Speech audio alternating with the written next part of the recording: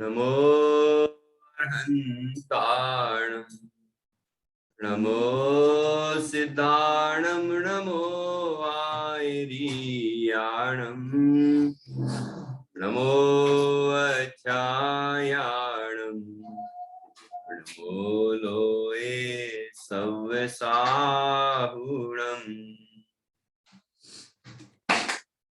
अर्हन्त सिद्ध साहु तिर्यं जिण धम्म वयन पडिमाहु जिण निलयाय नवदेवादिन्तु मे बोहि मंगलम भगवान वीरो मंगलम गौतमो गणी मंगलम कुंद कुंदाद्यो जैन धर्मोस्तु मंगलम सर्वमंगल मांगल्यम सर्वकल्याणकारकम प्रधानम सर्वधर्माणां जैनम जयतु शासनम जैनम जयतु शासनम।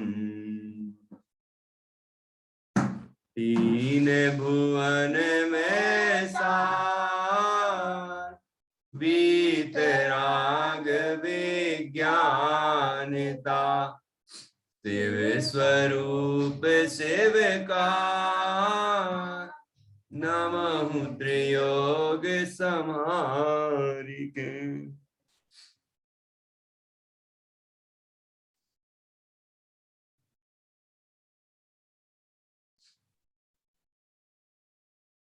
पंडित श्री दौलत राम जी द्वारा रचित यह 6 ढाला ग्रंथ है और इसकी यह पहली ढाल है।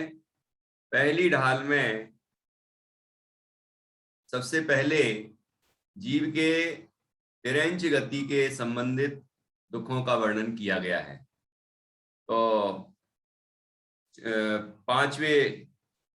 चौथे ही छंद से ये दूसरी पंक्ति से चर्चा प्रारंभ हो गई है।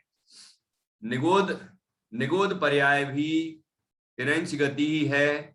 तो निगोदिया जीवों का वर्णन किया सबसे पहले और इसके बाद वो नित्य निगोद से निकलकर यह जीव जो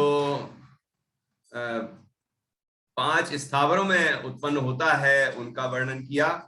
अब इसके बाद फिर और दूसरी पर्यायें कौन सी हैं उनको धारण करता है। एक सामान्य क्रम बताया है, ऐसा नहीं कि इसी क्रम से ही जीव विकसित होता हो, आगे आगे के पर्यायों में बढ़ता हो, ऐसा नहीं है। लेकिन एक सामान्य यहाँ पर वर्णन के लिए बताया गया है कि नित्य निगोद वहां से निकला तो 5 स्थावर, ठीक है ना। ये दोनों एक इंद्रिय हैं। उसके बाद 2 इंद्रिय, 3 इंद्रिय, 4 इंद्रिय, पंच इंद्रिय में असंगी पंच इंद्रिय, फिर संगी पंच इंद्रिय, संगी पंच इंद्रिय त्रियंच, फिर नारकी, फिर मनुष्य और उसके बाद देव और फिर बाद में फिर से एक इंद्रिय बन जाता है। ये पूरी बात इस पहली ढाल में की गई है। तो चारों गतियों में यह जीव इस तरह परिभ्रमण कर रहा है, ये सामान्य कथन है, तो ऐसा समझना चाहिए। बाकी इसी क्रम से जीव आगे की पर्यायों को प्राप्त होता हो ऐसा नियम नहीं है, ये बात भी हमें समझ लेना चाहिए। तो अब 6वां छंद पढ़ते हैं। इसके बाद थोड़ी देर में आपसे हम पिछले छंद भी पूछ लेंगे और आगे के छंद भी पूछेंगे, ठीक है। अभी हम 6वें छंद पर आते हैं। तो यहाँ आप स्क्रीन पर भी दिखा देते हैं। दुर्लभ लई वाला निकाल लीजिए आप।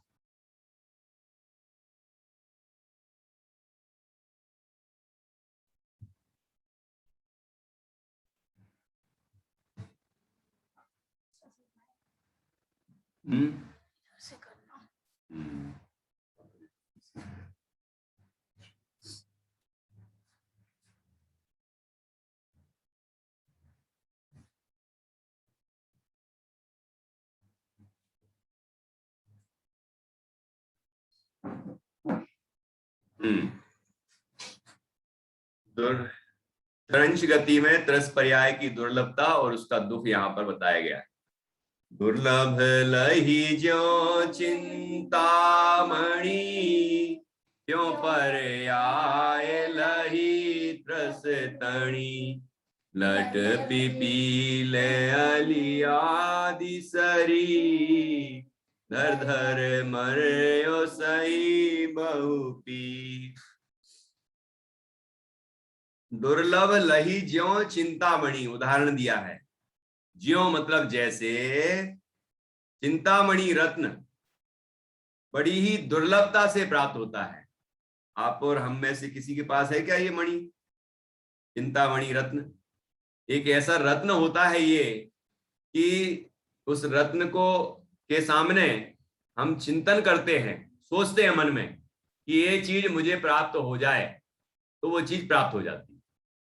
तो वो चिंतामणि रत्न कहलाता है ना। विचार करते हैं हम, जैसे ही चिंता करते हैं, चिंतन करते हैं, विचार करते हैं, हमें भोजन मिल जाए, हमें कपड़े मिल जाए, हमें दुनिया भर की भोग सामग्रियां मिल जाए, तो वो यदि वो एसी कूलर मांगते तो भी मिल जाता ना, कंप्यूटर कि वो वैज्ञानिकों ने बना दिए तब तो नहीं थे, ऐसा कुछ है क्या है? कोई भी चीज, ये तो कितनी पराधीन चीजें हैं, है ना। इलेक्ट्रिसिटी, अभी लाइट चली जाए तो सब बंद, सब बेकार है। ये वाईफाई, सारे टीवी, सारे इलेक्ट्रॉनिक आइटम सब बंद हो जाएंगे। वहां तो बिना पेट्रोल, बिना डीजल और बिना लाइट की चीजें मिल जाती, बढ़िया, इस एक से एक अच्छी क्वालिटी की, जो पुराण में हम पढ़ते हैं। वो पुण्य का वैभव अभी समाप्त हो गया है, कमजोर पड़ गया है, इसलिए हमें ऐसा लग रहा होगा कि ये चीज है वो कैसे हो सकती है, लेकिन ये सब संभव थी। ठीक है ना। तो यहाँ पर जैसे चिंतामणि रत्न की प्राप्ति होना दुर्लभ है, दुर्लभ लही ज्यों चिंतामणि, लही मतलब प्राप्त करना, है ना। दुर्लभ, दुर्लभ का अर्थ क्या होता है? दुर्लभ, लभ मतलब प्राप्त होना, दुर मतलब कठिनता से, कठिनता से प्राप्त हो उसको दुर्लभ कहते हैं। और सुलभ होता है ना, इसका विलोम सुलभ, तो आसानी से प्राप्त हो। तो ये चिंतामणि रत्न है, दुर्लभता, कठिनाई से प्राप्त होने वाला रत्न है। दुर्लभ लही ज्यों चिंतामणि, जैसे चिंतामणि रत्न बड़ी दुर्लभता से प्राप्त होता है, त्यों पर्याय लही त्रस्तणी, वैसे ही त्रस पर्याय, त्रस पर्याय की प्राप्ति दुर्लभ है। ठीक है। त्रस पर्याय का क्या अर्थ होता है? क्यों प्रतिष्ठा? त्रस पर्याय, त्रस मतलब दो इंद्री, तीन इंद्री, चार इंद्री और पंच इंद्री जीव। ठीक है। दो इंद्री से पंच इंद्री तक के जीवों को त्रस कहते हैं। एक इंद्री जो जीव हैं उनको स्थावर कहते हैं, एक इंद्री जीवों को स्थावर कहते हैं, और दो इंद्री से पांच इंद्री तक के जीवों को त्रस कहते हैं। तो त्रस पर्याय लही त्रस क्या त्रस पर्याय की प्राप्ति अत्यंत दुर्लभता से होती है, ये बात यहाँ पर बताई चिंतामणि रत्न का उदाहरण देकर। ये चिंतामणि रत्न की चर्चा तो आपने कई जगह पढ़ सुनी होगी, है कि चिंतामणि रत्न के सामने चिंता करनी पड़ती है, कल्प वृक्ष के सामने कल्पना करनी पड़ती है ना। लेकिन धर्म तो ऐसा है कि बिन जांचे बिन चिंतये सकल सुख देन, सर्व सकल धर्म सकल सुख देन, कि बिना चिंतन किए, बिना ही कल्पना किए धर्म का फल जो प्राप्त होता है वह तो समस्त सुखों को प्रदान करने वाला होता है।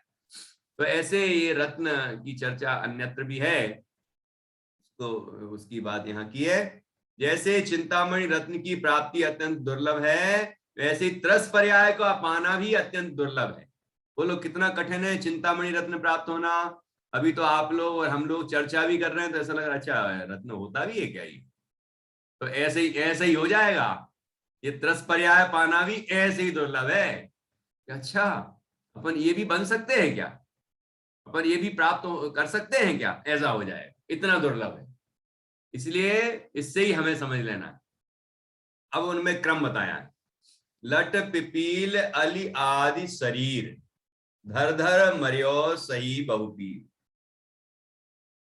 लट, लट का अर्थ क्या है?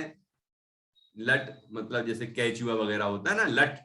इल्ली, इल्ली देखी होगी। तो ये दो इंद्रिय जीव है, ठीक है।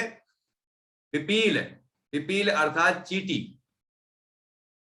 तो पिपीलिका का मतलब होता है चीटी, संस्कृत में पिपीलिका शब्द है, उसका अर्थ होता है चीटी। तो चीटी, चिंटा वगैरह हैं, ये सब तीन इंद्रिय जीव हैं। और अली, अली का अर्थ होता है भौरा, भौरा, ठीक है। ये चार इंद्रिय जीव है। आदि शरीर, आदि शरीर को धर धर मर्यो, धारण कर करके, दो बार लिखा ना, धर धर, धारण कर करके, कर करके, कर करके मर्यो, धारण किया मरा, धारण किया मरा। सही बहु पीर, बहुत पीर मतलब बहुत पीर अर्थात दुख, बहुत दुख सहन किया, ठीक है। अब ये मक्खी मच्छर को कितने इंद्रिय जीव हैं? क्यों? मक्खी मच्छर कितने इंद्रिय जीव हैं? अब बताओ इनकी कितनी इंद्रियां होती हैं? मक्खी की देखी आपने कितनी इंद्रियां होती? स्पर्शन, स्पर्शन तो सभी की है संसारियों में। रसना, स्वाद चखती है कि नहीं? घ्राण, सुगंध दुर्गंध, और चक्षु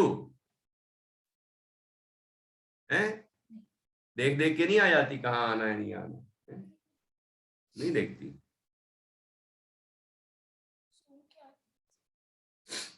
तो ये भंवरा चार इंद्रिय है, तो वो भी चार इंद्रिय होना चाहिए। तो इस तरह से वो चार इंद्रिय जीव हो गया।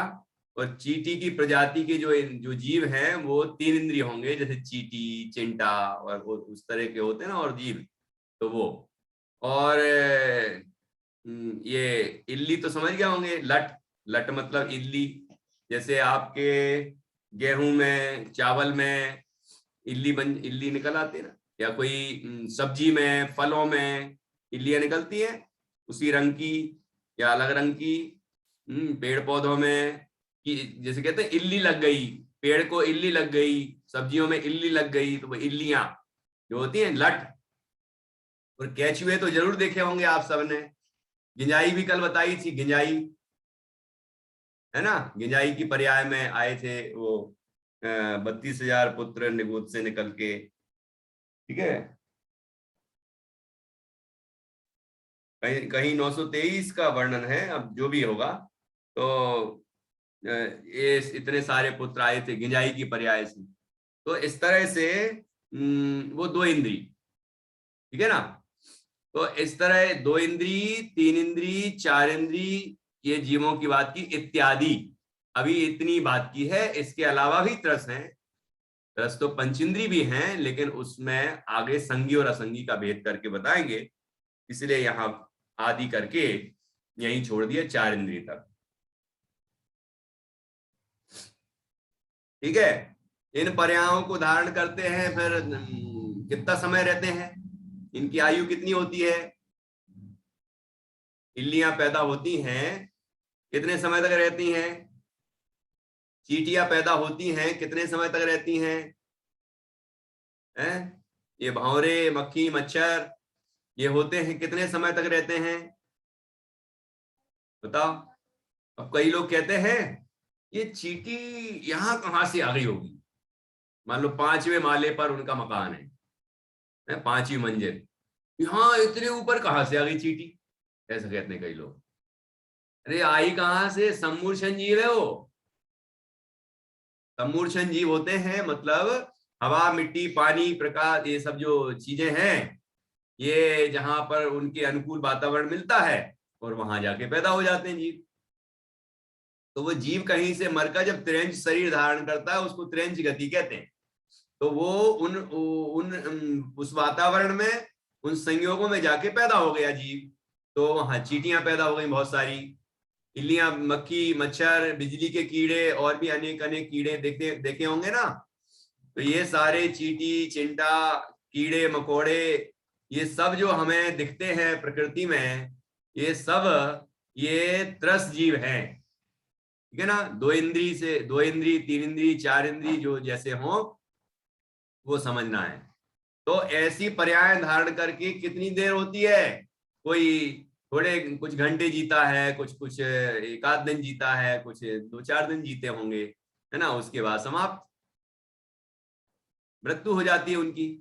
तो इस तरह से ये पर्याय कितनी धारण की जीव ने? अनंतों बार। जन्म लिया इन पर्यायों में, फिर मरण हुआ, जन्म हुआ, मरण हुआ, ऐसे इनको धर धर मरियो सही बहुपीर। ऐसे बहुत दुख सहन किया है जीव ने, रस पर्याय में भी, उसका वर्णन यहां किया है। अब देखिए भावार्थ।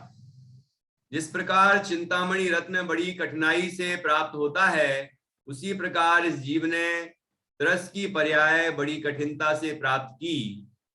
उस त्रस पर्याय में भी लट आदि 2 इंद्रिय जीव, चीटी आदि 3 इंद्रिय जीव और भंवरा आदि 4 इंद्रिय जीव के शरीर धारण करके मरा और अनेक दुख सहन किए। दुर्लभ लही ज्यों चिंतामणि, क्यों पर आए नहीं त्रस तणी।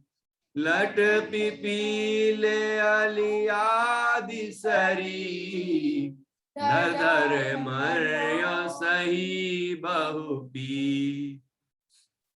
इस तरह ये छठवां छंद हुआ। मंगलाचरण को मिला के ही अपन चर्चा कर रहे हैं, छठवां छंद है ये। अब देखिए आगे। अब यहां पर क्रंच गति चल रही है और पंच इंद्रिय जीव हुआ, है ना। 4 इंद्रिय तक की तो बात कर ली, अब पंच इंद्रिय जीव हुआ। तो पंच इंद्रिय जीव हुआ तो उसमें 2 तरह के होंगे। क्रंच गति में असंगी तथा संगी के दुख। असंगी मतलब मन रहित, संगी अर्थात मन सहित। तो 5 इंद्रियां तो हो गई, कौन कौन सी? स्पर्शन, रसना, घ्राण, चक्षु, कर्ण। ये 5 इंद्रियां तो हो गई, है ना। लेकिन किसी के मन नहीं है, मन रहित है वो, मतलब सोचने विचारने की क्षमता नहीं है उसमें, मन नहीं होने से। तो वो हो गया असंगी जीव। असंगी पंचेंद्री, पंचेंद्री तो है लेकिन असंगी है। और इसके अलावा जिसके मन होता है, मन मन सहित है, तो वो संगी पंचेंद्री हो गया। देखो संगी पंचेंद्री को क्या क्या बोल सकते हैं? संगी मन सहित, सैनी, समनस्क, ठीक है। और इसी का नकारात्मक वो असंगी हो जाएगा। इसी चीज का निषेध कर दो हर चीज में, असंगी, असैनी, मन रहित, है ना, और अमनस्क, ऐसे ये नाम पड़ जाएंगे। तो ऐसे पंचेंद्रिय जीव भी होते हैं जो संगी और असंगी के भेद से 2 प्रकार के होते हैं। तो तिरंच गति में भी इस तरह के जीव हैं, है ना। तो ये असंगी का भेद तिरंच में ही होता है। बाकी जो मनुष्य हैं सब संगी हैं, नारकी हैं सब संगी हैं, देव हैं सब संगी हैं, मतलब सब मन वाले हैं। तिरंचों में ये भेद हैं। ठीक, चलिए ये पढ़ते हैं अपन छठवा छंद। कबहू पंचेंद्रिय पशु भयो, मन विन निपट अज्ञानी थयो। सिंहादिक सैनी वै क्रूर, निबल पशु हति खाए भूत। क्या कहा? कबहू पंचेंद्रिय पशु भयो, और कभी यह जीव पंचेंद्रिय पशु हुआ। रस पर्याय में चल रहा है ना, तो 2 इंद्रिय, 3 इंद्रिय, 4 इंद्रिय, और उसके बाद अब ये मान लो कभी पंचेंद्रिय हुआ, पशु पंचेंद्रिय हुआ, तो मन बिन निपट अज्ञानी थयो। मन बिन, मन के बिना हुआ, मतलब मन नहीं था। अष्टदल कमल के आकार रूप जो द्रव्य मन होता है वो नहीं है, और उसके निमित्त से होने वाली जो विचार शक्ति है वो भी नहीं है। तो मन रहित है। वो निपट अज्ञानी, निपट अज्ञानी मतलब पूरी तरह से अज्ञानी, मूर्ख है। है ना, विचार शक्ति नहीं है, सोचने समझने की क्षमता नहीं है, तो वह अज्ञानी, निपट अज्ञानी है। थयो मतलब हुआ। और फिर कभी मान लीजिए सैनी पंचेंद्रिय हो गया तो सिंहादिक सैनी वह क्रूर, वह वह लिखा है हाँ में नीचे देखिए वह लगा हुआ है, तो वह वह मतलब हुआ, वह का अर्थ है हुआ, है नहीं लिखा है, वह लिखा है। तो सिंह आदिक, शेर आदि, सैनी पंचेंद्रिय हुआ, ठीक है। कैसे? क्रूर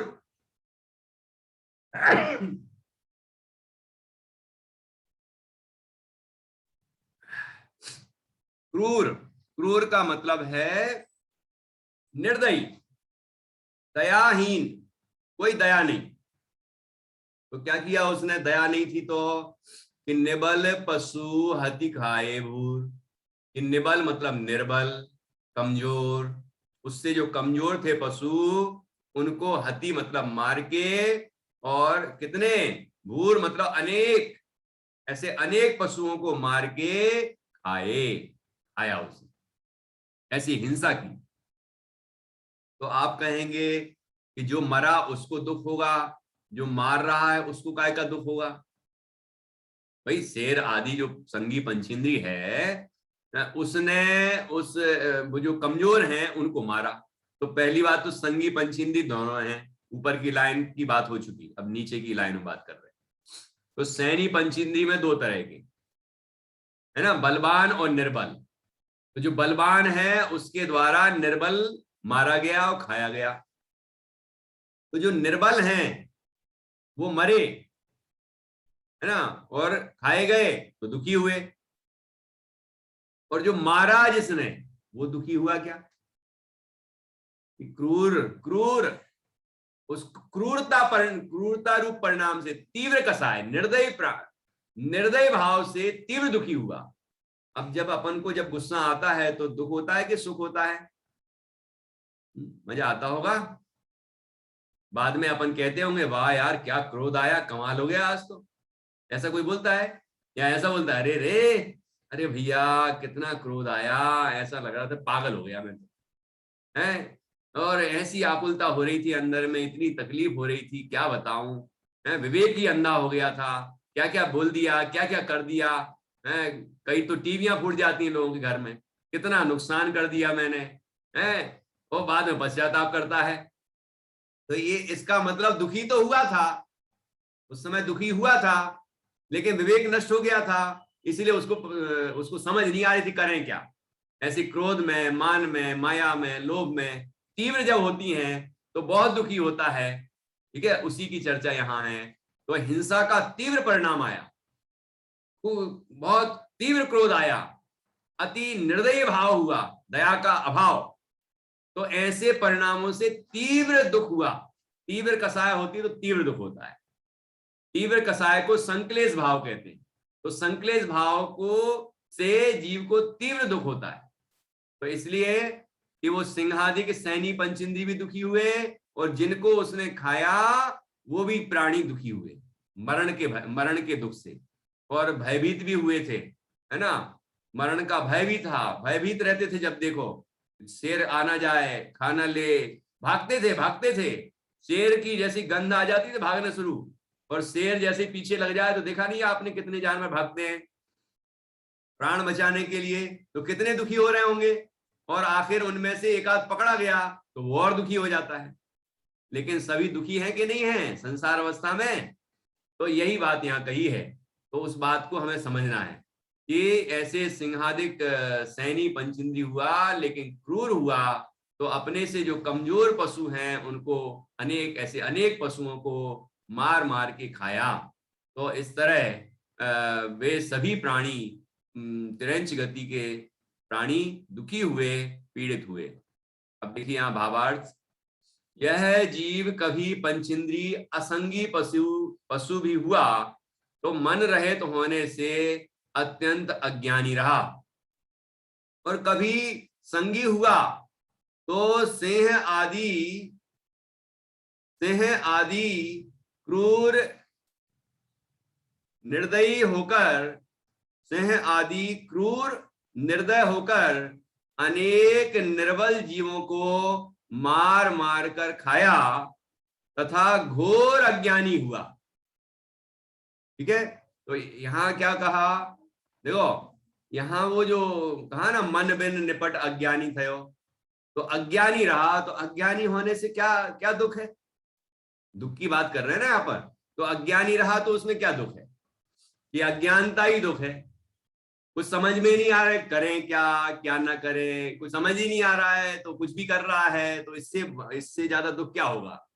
जीव को कुछ समझ में नहीं, जिस समय अपन लोगों को कुछ बात समझ में नहीं आती, करें क्या, तो कितनी आकुलता होती है। अज्ञानता कितना दुख होता है, पता ही नहीं कि करें क्या, हम सूझ ही नहीं रहा, कुछ समझ ही नहीं आ रहा कि करें क्या, फिर भी हम तो सोच रहे हैं कि करें क्या। उसके तो सोचने की शक्ति ही नहीं है, क्योंकि मन ही नहीं है। ठीक है ना, इसलिए वो अत्यंत दुखी होते हैं। असैनी पंचेंदी और सैनी पंचेंदी में दोनों तरह की बात की अपन ने, जो कमजोर हैं और निर्बल हैं। जो जिनने मारा वो दुखी, जो मारे गए वो भी दुखी। इस तरह तिरंच गति में अत्यंत दुख होता है, इसका वर्णन इसमें किया। अब अपन एक बार ये छंद पढ़ते हैं वापस। कबहू पंचेंद्रिय पशु भयो, मन बिन निपटे अज्ञानी थयो। सिंहादिक सैनी वै क्रूर, निबल पशु हति खाए भूल। अब अगला छंद, अगला 8वां छंद है। क्या है उसमें देखो, तिरंच गति में निर्बलता तथा दुख। अब और दुख देखिए कौन कौन से दुख हैं। अबहू आप भयो बलहीन, सबलन करी खायो अति दीन। छेदन भेदन भूख प्यास, भार बहन हिमया तप त्रास। जब आप ये सुन रहे हैं तो ध्यान आ रहा होगा ना कि ऐसे पशुओं को आपने देखा है, हमने देखा है सबने। किसी ने साक्षात देखा होगा, किसी ने फिल्मों में टीवियों में देखा होगा, डिस्कवरी वगैरह में देखा होगा, कहीं ना कहीं वाइल्ड एनिमल्स, कहीं और दूसरे डोमेस्टिक एनिमल्स, है ना। स्कूल की किताबों में देखा, चित्र देखे होंगे, पढ़े होंगे उनके बारे में। तो उसमें ये नहीं दिखाएंगे कि दुखी हो रहा है दुखी हो रहा है, वो तो कहेंगे ये तो प्रकृति का ये साइकिल है। कमजोर जो प्राणी हैं वो बलवानों के द्वारा खाए जाते हैं, उनका तो इतना उद्देश्य है बताना, लेकिन उनका दुख बताना थोड़ी उनका उद्देश्य है। एक भी जगह लिखा गया, आप लोगों ने इतना पढ़ा होगा, डॉक्टर निधि जी ने तो डॉक्टर ही है खुद ही, भाई वो पढ़ी ही होगी, तो उसमें एक आध जगह ऐसा होता है कि ये इसको दुखी करता है, इससे ये दुखी होता है, ऐसा कहीं लिखा है क्या? ऐसा तो कहीं नहीं लिखते। ये लिखते हैं सांप के द्वारा मेंढक खाया जाता है, और वो मोर के द्वारा सांप खाया जाता है इत्यादि, है ना। ऐसे ये चक्र बनाएंगे, तो ऐसे ही लिखा रहता है, इसके द्वारा ये खाया जाता है, इसके द्वारा ये खाया जाता है, इसके द्वारा इसके प्राण हरण होते हैं, ये इसका भोजन है, ये उसका भोजन है, ऐसा। लेकिन एक जगह भी ये नहीं लिखा रहता कि इसके कारण वो दुखी हुआ और वो उसके मन में क्रूरता आई, खाने का भाव आया, इसलिए वो भी दुखी हुआ। ऐसा नहीं मिलेगा आपको। लेकिन अपन समझेंगे, अब अपन ज्ञान प्राप्त किया था ना वो लौकिक, उसको यहां लगाइए, उसको लगाइए कि हाँ ये तो हुआ है, जंगल में भी ऐसा होता है, और वो समुद्र में भी ऐसा होता है, ऐसे ऐसे प्राणी होते हैं एक दूसरे को खाते हैं, है ना। और अनेक जगह हमने देखा, नगर में, अपने कॉलोनियों में, मोहल्लों में, गांव में, सब जगह देखा होगा। तो ये इससे देख के हमें ये समझना है कि तिरंच गति में कितना दुख होता है। पशुओं के साथ ऐसा होता है, पक्षियों के साथ ऐसा होता है, हम करें या नहीं करें, लेकिन ऐसा होता है, तो देखा होगा ना कहीं पढ़ा होगा। है पिंजरे में ये जानवरों को बांधा जाता है, बंद कर लिया जाता है, पशुओं को, पक्षियों को, मिट्ठू मिट्ठू तोता है, पिंजरे में बंद कर लेते हैं उसको लोग। तो इस तरह से उनको कितनी तकलीफ होती होगी परतंत्रता के कारण। ये तो किताबों में पढ़ा होगा ना आपने कि परतंत्र पक्षी कितना दुखी होता है। पिंजरे में बंद जो पंछी है उसकी हमने आजादी छीन ली, और भले ही उसको सोने की कटोरी में बढ़िया खाना पीना दे रहे हैं, तो अभी वो कहता है कि हमें आनंद नहीं आ रहा, हमें तो स्वतंत्रता में ही आनंद आएगा, तो वो उड़ जाता है ना। तो ये बातें तो पड़ी होंगी, तो बस उसी से हमें समझना है कि तिरंच गति में कितना दुख होता है, और ऐसे दुख हमने भोगे हैं, ऐसे दुख हमने भोगे हैं, समझना तो हमें ये है। और ऐसे दुख अब नहीं भोगना है, अब ऐसा काम नहीं करना है जिससे हम दुखी हों। ठीक है, चलिए, तो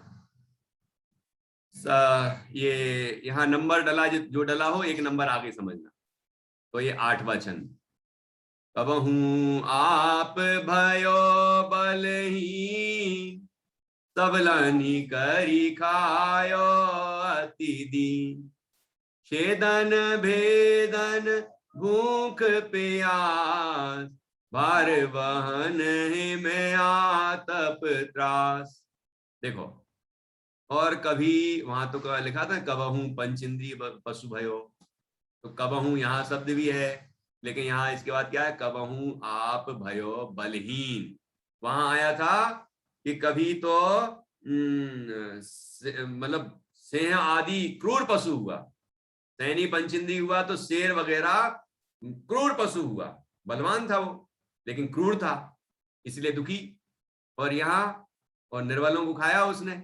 और यहाँ क्या कहा कि कमजोर की तरफ से बात कर रहे हैं कि कबहू आप भयो बलहीन, कि कभी स्वयं बलहीन हुआ, मतलब शक्तिहीन, कमजोर, तो सबलनी करी खायो अति दीन, तो जो बलवान है उन पशुओं के द्वारा खाया गया। और कभी कभी मनुष्य भी पशुओं के जैसा हो जाता है, वो भी खा लेता है। अभी पहले तो यही अत्याचार था उनके ऊपर, ये पशु ही खा रहे थे, बलवान पशु। लेकिन यहाँ ये तो मनुष्य के द्वारा भी मारे जाते हैं और खाए जाते हैं, तो पिंजरे में बंद कर दिए जाते हैं। तो आप बताइए कितनी तकलीफ होती होगी तिरंच जीवों को। तो यहाँ लिखा कबहू आप भयो बलहीन, और कभी स्वयं बलहीन हुआ, शक्तिहीन हुआ, तो सबलनी करी खायो अति दीन, जो बलवान है उन पशुओं के द्वारा खाया गया। ऐसा अति दीन हुआ, मतलब असमर्थ हुआ, अत्यंत कमजोर हुआ। वो कमजोरी का दुख, खाए जाने का दुख, खाए ना जाऊं इसके लिए भयभीत होने का दुख, है कि नहीं। उन बलवान पशुओं से बचाव के लिए दुखी होते, भयभीत होते हैं।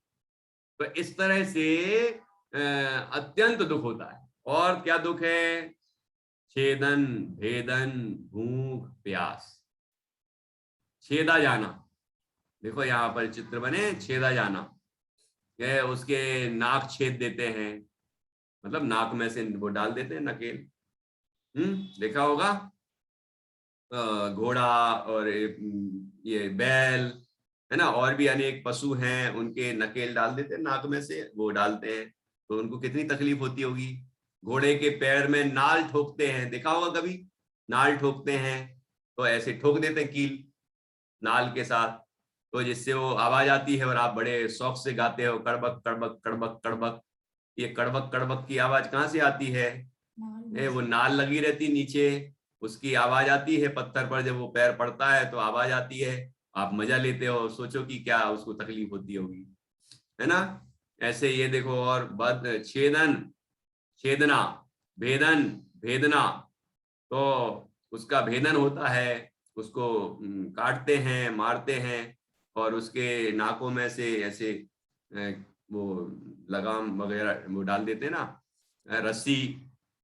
भूख प्यास, कि भूख और प्यास का दुख होता है, भूख लगती है उनको तो वो आवाज लगाते हैं, चिल्लाते हैं, लेकिन वो हमारी तरह तो नहीं है कि हम सारी चीजें इकट्ठी कर लेते हैं भोजन आदि, तो वो उनकी पराधीनता अपनी है, तो पराधीनता का दुख है उनको, कि वो बंधे हुए हैं, पिंजरे में बंद हैं या इस तरह बंधे हुए हैं, और उनको भूख लगती है तो वो चिल्लाते रहते हैं, और कोई आए और भोजन दे तो खा लेते हैं, नहीं तो बेचारे कैसे खाएं। तो छुटका, मान लो बंधन से मुक्त भी हैं, तो यहाँ वहां भोजन ढूंढते रहते हैं, है ना। तो अब उनको तो भोजन दिख रहा है, वो भले ही यज्ञ सामग्री हो तो क्या हो। कुत्ता पढ़ा था ना अपन ने, है जीवनधर कुमार की कथा में। तो ऐसी स्थिति भी हो सकती है, सियार भी हो सकता है पानी को खोजने वाला, जटायु पक्षी भी हो सकता है। तो ऐसे जीव अपन भोजन पानी को खोजते हैं और उससे भूख प्यास से दुखी रहते हैं। एक भार वहन, भार ढोना, भार मतलब बोझा, बोझा ढोते हैं। देखो ये बगल में दिख रहा है आपको एक चित्र में छेदन और भेदन है, दूसरे चित्र में भार वहन है, मतलब बोझा ढो रहे हैं। वो गिरा जा रहा है एक तो बैल, लेकिन उसको मार मार के और आगे बढ़ा रहा है, इतना बोझा लाद दिया उसके ऊपर। ये तो अति भारारोपणम है। लेकिन किसी के ऊपर थोड़ा कम भार लगाएं तो ठीक है। तो भार तो है ही ना, वो उसके ऊपर वजन रख दिया कोई और उसको ले जा रहे हैं, तो उसको कितनी तकलीफ होती होगी। भार वहन। हिम आतप, हिम का मतलब है ठंड और आतप का अर्थ है गर्मी। ठंड और गर्मी का दुख होता है। अपन लोग तो ठंड आएगी अभी तो गर्म कपड़े पहन लेंगे और गर्मी का इंतजाम कर लेंगे, और गर्मी आएगी तो ठंडक की व्यवस्था कर लेंगे। लेकिन उनका क्या होगा। तो इस तरह से वो ठंड और गर्मी से दुखी होते हैं। त्रास मतलब दुख। इस तरह है अनेक प्रकार के दुख। ये तो बहुत संक्षेप में गिनाया है। ऐसे अनेक प्रकार के दुख तिरंच गति में होते हैं, जिसका वर्णन यहाँ किया है संक्षेप में, और विस्तार से अनेक अनेक बड़े शास्त्रों में किया है। तो देखिए इसको पढ़ते हैं अपन। पहले इसका भावार्थ पढ़ेंगे।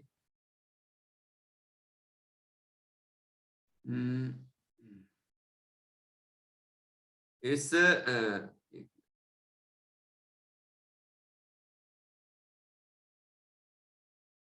इस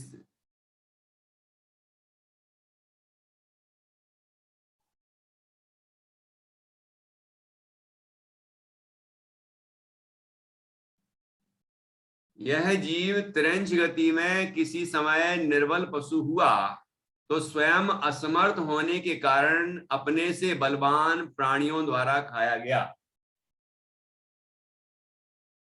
तथा उस तिरंच गति में छेदा जाना, भेदा जाना, भूख प्यास सहना, बोझ ढोना, ठंड गर्मी आदि के दुख भी सहन किए। इस प्रकार से ये 7वां छंद हुआ। अब अपन इसके आगे की चर्चा कल करेंगे। तिरंच गति का के दुखों के संबंध में एक और पंक्ति है अगले छंद में, और उसके बाद फिर वह जीव किन परिणामों से नरक में पहुंच जाता है उसकी चर्चा 8वें, ये 9वां छंद कहलाएगा, उसमें की है। अभी हमने 8 छंदों तक की चर्चा की। आज हमने 6वां 7वां और 8वां इन 3 छंदों पर चर्चा की है। तो 2 मिनट में आपसे थोड़ा सा पूछ लेते हैं और उसके बाद अपन आज की क्लास को पूर्ण करेंगे। ठीक है। तो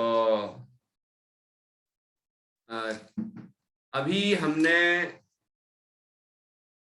कौन सी गति के दुखों का वर्णन सुना है।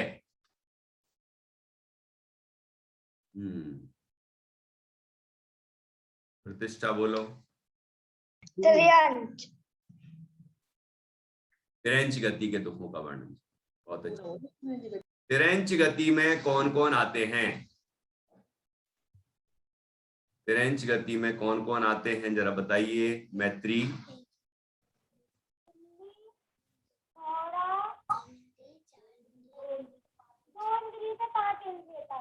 2 इंद्री से 5 इंद्री तक तिरंच कहलाते हैं। पक्का?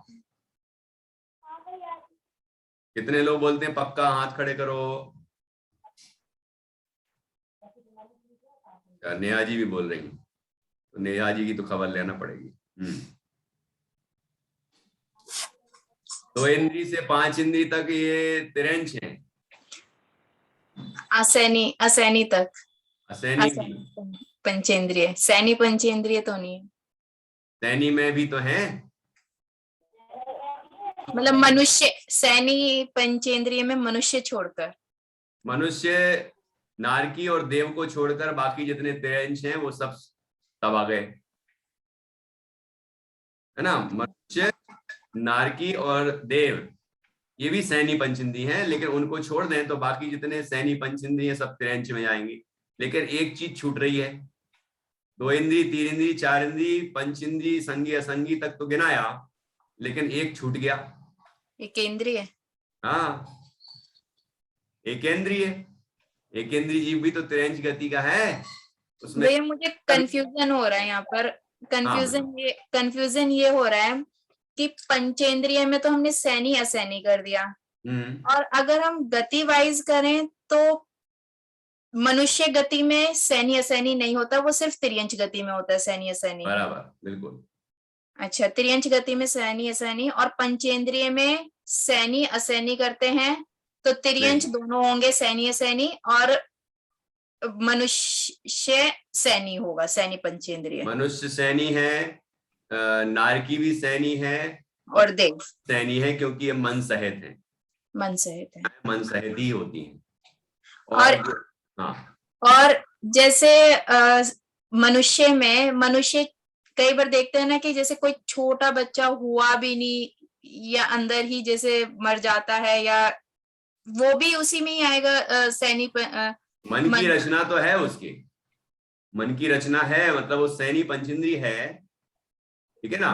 लेकिन अब वो मन का जो मन संबंधी क्षयोपसम है वो कम विकसित है, तो विचार शक्ति कमजोर है, तो मानसिक विकृत है, या मंद बुद्धि है, या पागल है, या कुछ भी मानसिक रूप से पीड़ित है, तो वो उसकी बीमारी है। लेकिन मन तो है उसको। जैसे कोई अंधा है, जन्मांध भी हो, तो चक्षु इंद्री तो है, लेकिन चक्षु इंद्री द्रव्य इंद्री का अभाव होने से उसको नेत्र इंद्री संबंधी रूप का रूप नहीं देख पा रहा है वो। लेकिन इसका तात्पर्य ये नहीं कि उसके चक्षु इंद्री नहीं है, वो तो पांचों इंद्री वाला ही कहलाएगा। पंचेंद्री भी है और संगी भी है, भले ही वो कोई पागल हो, मानसिक रोगी हो, या मंद बुद्धि हो, या कोमा में चला गया हो, कैसी भी स्थिति हो, लेकिन है तो उसके मन। द्रव्य मन भी है और उसके निमित्त से भाव मन भी प्रवर्तन करता है, लेकिन कमजोर है, अति कमजोर है, क्षयोपसमहीन है उसका। क्या इसको ये भी कह सकते हैं कि ये कर्म के कारण है, जैसे कर्म आजकल का हम तो देख। है ही, कर्म का तो निमित्त है ही उसमें, बिना कर्म के तो शरीर भी नहीं मिल रहा है। शरीर की रचना भी कर्म से है, इंद्रियों का विकास भी कर्म के निमित्त से है, कि कर्म तो सब में निमित्त है। ओके, तो एकेंद्रीय से लेकर असंगी पंचेंद्री तक तो सभी तिरंच गति के जीव हैं ही।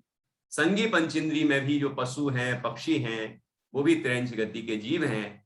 ये बात हमने यहाँ समझी। अब इनके दुखों की चर्चा भी हमने की है। अब हम आपसे कल और पूछेंगे कि कौन सी कुछ और ढूंढना कि 2 इंद्रिय जीव कौन कौन से होते हैं, 3 इंद्रिय कौन कौन से होते हैं, 4 इंद्रिय कौन कौन से होते हैं। कोई असंगी पंचेंद्रिय के बारे में भी सुना है क्या आपने, कि ये तिरंच असंगी पंचेंद्रिय होता है ना। और संगी पंचेंद्रिय तो बाकी सब जो दिख रहे हैं वो सब संगी पंचेंद्रिय, पशु पक्षी, ठीक है। तो इसके बारे में भी आपको आपसे पूछेंगे हम। और इसके अलावा हमने आज चर्चा की है कि जिसने खाया वो भी दुखी, जो खाया गया वो भी दुखी, तो वो कैसे, ये बताया था आज। तो इसके बारे में कल पूछेंगे। तो आप इस विषय को और अच्छे से मनन करके आए, तैयार करके आए। इस तरह आज की क्लास यहाँ पूर्ण होती है, और अब अगली क्लास हमारी शुरू होगी, बाल कक्षा। तो उसके लिए आप फिर से जुड़ेंगे। अभी मैं ये मीटिंग एंड करूंगा, उसके बाद आपको फिर से ज्वाइन होना है इसी लिंक पर, ठीक है। ओके, तो सभी जिनवाणी स्तुति करेंगे और उसके बाद हम मीटिंग एंड करेंगे। 9 बार नमोकार मंत्र का जाप करना है और फिर अगली क्लास शुरू करेंगे। आप लोग थोड़ी लंबी वाली बोलते हैं, थोड़ा छोटी वाली बोलें। स्यादवाद नए वाली बोलिए, वो थोड़ी छोटी है।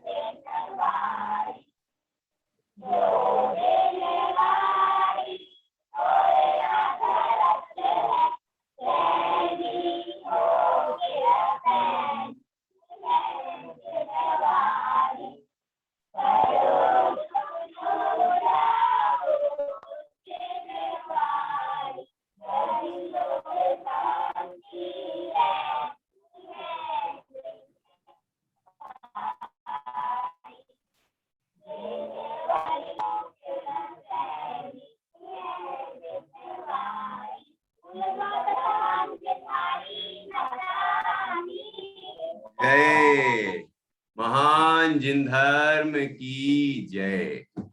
सभी 9 बार नमोकार मंत्र के माध्यम से पंच परमेष्टि का स्मरण करेंगे और इसके बाद ही अगली क्लास को ज्वाइन करेंगे बाल कक्षा।